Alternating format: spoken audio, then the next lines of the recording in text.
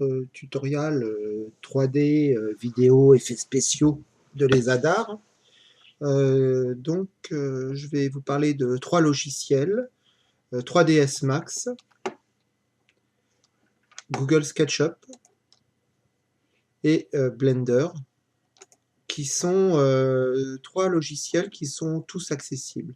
3ds Max est accessible à condition de demander une version pour étudiants que vous pouvez avoir gratuitement durant 3 ans. Et cette version, vous envoyez vos papiers à l'éditeur 3ds Max et il vous renverra une clé et à une condition naturellement de vous inscrire sur le site de 3ds Max Autodesk.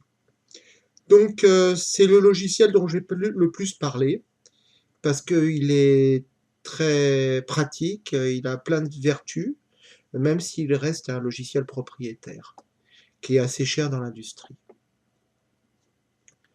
Je vais pouvoir aussi vous intéresser à Blender. Blender qui lui est open source, il est gratuit, mais son ergonomie est bien plus complexe et c'est plus compliqué de travailler avec. Aussi, je le recommande plutôt pour les gens qui vraiment ont un bon usage de l'ordinateur et vraiment aiment ça parce qu'il est compliqué. Et enfin, le plus simple, c'est Google SketchUp qui a aussi une version Edu. Et donc cette version, vous pouvez aussi l'avoir auprès de l'éditeur français de ce logiciel et du distributeur. Et ce logiciel a un certain intérêt, c'est que lorsque vous avez la version Edu, donc vous pouvez jouer avec et faire des choses assez étranges.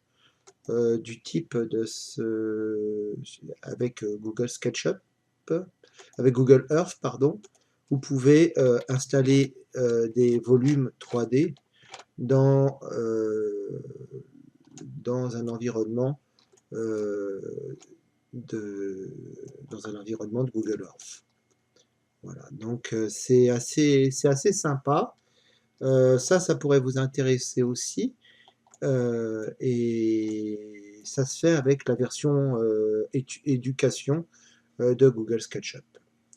Mais donc je vous recommande, c'est surtout de télécharger la version Edu de 3ds Max et nous allons travailler avec ce logiciel essentiellement.